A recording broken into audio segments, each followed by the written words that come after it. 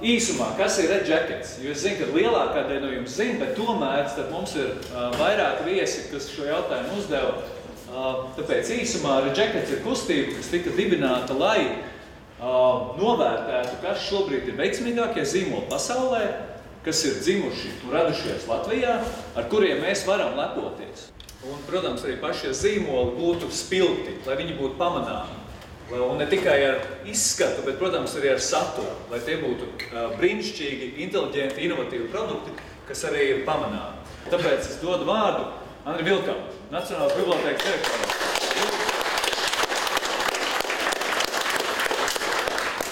Es ceru, ka šī vieta, šī ēka, kurā šodien nonāks dāvinātā grāmata, būs vieta, kurā cilvēki varbūt atnāks ne tikai palasīt un pašķirstīt šo grāmatu un daudz cits grāmatas, bet es ļoti ceru, ka vieta varētu kļūt par tādu, kurā tiešām rodās jaunas idejas, jaunas inspirācijas, jaunas, arī varbūt jauni produkti, un mums ir liela ticība tam. Ilona Plutonova, ekonomikas ministrijas parlamentārā sekretāra. Ja mēs paskatāmies uz Latvijas uzņēmējiem, tad bieži vien viņu sadarbība varētu būt savādāk. Un tas stāsts, kur es gribēju pastāstīt, ir par 2004.-2005. Gadu, kad es biju Arēna Rīga marketinga vadītāja. Man bija kontakts ar somu uzņēmēju, kas bija viņu izcils biznesa vadītājs. Viņš nāca un katru reizi, kad viņš atbrauc pie mums, viņš teica, Zini, Ilona, bet mums vēl tur Somijā ir superīgi uzņēmēji, kas tirgo leduskupus. Mums ir lieliski uzņēmēji, kas tirgo bordus. Mums ir lieliski biznesa partneri, kur varētu jums piedāvāt ēdināšanu. Respektīvi, jebkuru pakalpojumu, ko Arēnai vajadzēja, viņš bija gatavs atrast somu uzņēmēju. Un parasti man bija tā, ka es cerēju, ka beidzot pienāks brīdis, kad arī Latvijas uzņēmēji tieši tāpat pie rociņas, bez jebkādas sautīgas intereses vedīs līdz savus kolēģus no Latvijas. Bet tad, ja jūs viens esat atvēris durvis tajā tirgu, protams, ka nākamo ievest iekšā ir vieglāk. Un man tiešām gribas teikt lielu paldies meitenēm par to darbu, kas ir izdarīts, jo tieši ar šīs grāmatas palīdzību pilnīgi noteikti tie uzņēmēji, kas ir piekrituši iesaistīties un sadarboties šādā projektā, ievedīs tajos tirgos, kuros viņi strādā, arī citus uzņēmējus. Vārds Ivitai Burmistrei, ārlietu ministrijas ekonomisko attiecību attīstības sadarbības politikas departamenta direktora.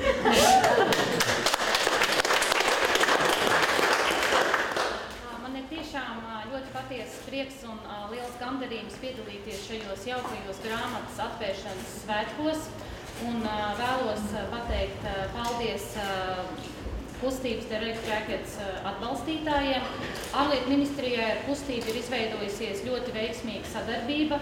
Un izmantojot iespēju, gribu pateikt paldies gan Inesai Andersonai, gan Andrim Rubīnam par ļoti aizraujošo prezentāciju Latvijas goda konsula sanāksmē šīs nedēļas sākumā.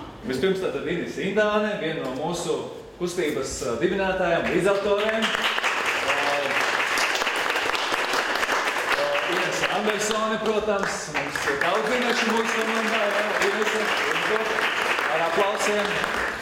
Un es atļaušos tad tomēr vienu puisi arī pieteikt. Mārtiņš Čibilds, grāmatas kurators. Un tad kādu vārdu no grāmatas radītājiem lūdzu? Liels paldies, ka jūs visi esat klāt.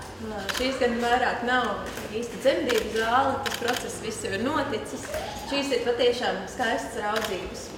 Un es droši vien par to iedvesmojošo daļu. Man šķiet, ka šīs grāmata ir, kā jau teicu iepriekš, viens brīnišķīgs piemērs tam, ka ja ir tā ideja un deksme, tad gan komanda spēja dienas beigās radīt, nodrukāt grāmatu, atrast partnerus, iedvesmot citus. Ja ir tas pamats kodols, tā ideja, tad lietas notiek. Bet kas man šķiet otra puse šim projektam, ka tas nav nekad bijis pašpietiekams tāda savas idejas manifestācija.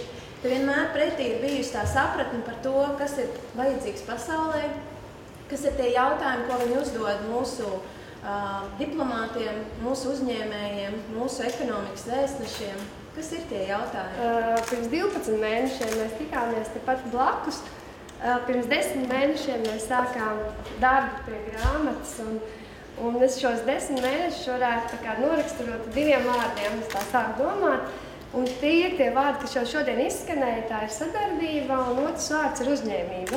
Es domāju, ka šī sadarbība un uzņēmība arī palīdz jebkuram eksportētājam ejot uz āru, domāt par tiem pārējiem, kas ir aiz viņiem, jo jūs katrs, kas dodiet darbu saviem apakšpiegādātājiem, citiem Latvijas ražotājiem, arī sadarbojoties un eksportējot, radam kopīgu labklājību. Nu, kā mēs šodien jūtamies, palaiduši pasaulē kaut ko tik paliekoši mūsuprāt un vērtīgi, un tie mēs, par ko es runāju, ir daudz vairāk nekā tikai tie daži, kas mēs te stāvam priekšā. Tie mēs noteikti ir arī Jānis Birznieks grāmatas, ne tikai idejas līdzautors, bet arī dizaina autors no vāka līdz vākam.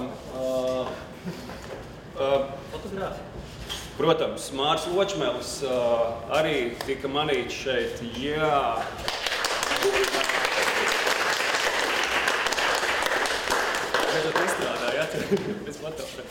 Un vēl apmēram pusi grāmatas vizuāli bez tevis noklāja arī Gata Rozenfelda F64, gan viņš pats, gan viņa kolēģi. Vai kāds ir vai nav, bet Malek.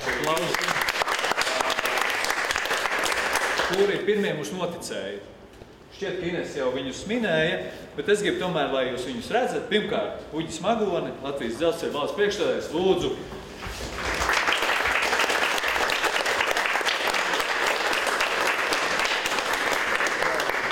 Undīna Būde, ekoinvestors, Eko Baltijas padomes locekļa, arī Latvijas Nacionālās bibliotēkas atbalsta biedrības valsts priekšstādājs.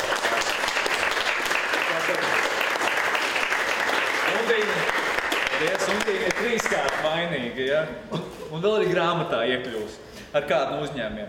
Lūk, un Valters Kažs, Latvijas Balzāma komercdirektors. Valter, arī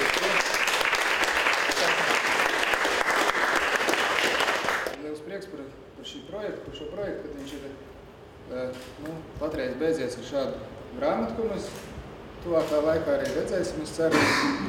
Un es domāju, ka būs vēl arī ļoti daudz, es novēlu, lai Latvijā būtu ļoti daudz vēl tādu radīt kādu stāstu, būsim veiksmīgi, uzņēmīgi un strādāsim, eksportēsim un stāstīsim par to citiem. Bet pirmkārt man gribētu teikt paldies tiem, kas to visu uzsāka par valstisku domāšanu. Par valstisku domāšanu un par domāšanu ilgtermiņā. Jo runājot ar cilvēkiem vienmēr tas, kas vienmēr pietrūkst, ir domāšana ilgtermiņā. Un tad spriežot pēc tiem plāniem, kas ir jau tagad komandai un visiem pārējiem, tā domāšana ir tādā, teiksim, vidējā termiņā. Bet, kā jau Ines pieminēja bērnus, tad, redzot, par bērniem mēs domājam ļoti ilgā termiņā, un mēs redzam paudzes. Dažā labā grāmatā ir teikts, ka sākumā bija vārds. Atļausiet, nepietiks. Sākumā bija ideja, vēl pirms šī vārda. Un tāpēc paldies idejas autoriem, kas šo ideju radīja.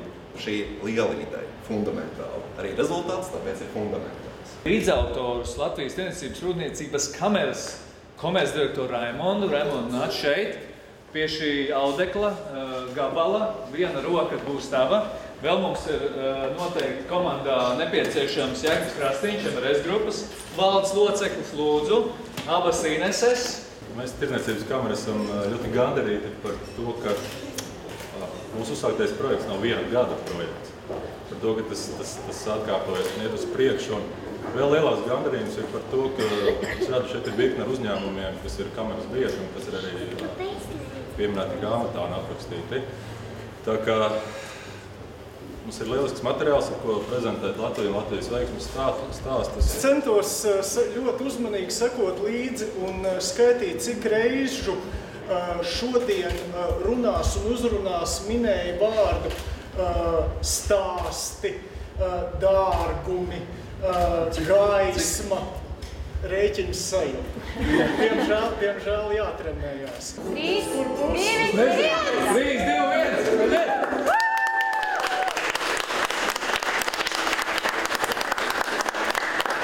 Pirmo grāmatu noteikti gribēs dāvināt šīs mājas saimniekam, Andru Vilkungam, un to mēs ar prieku arī darām. Apsveicam! Mēs ticam, ka šajā ēkā grāmata būs drošās rokās un tiks nodot arī nākamajām paudzēm.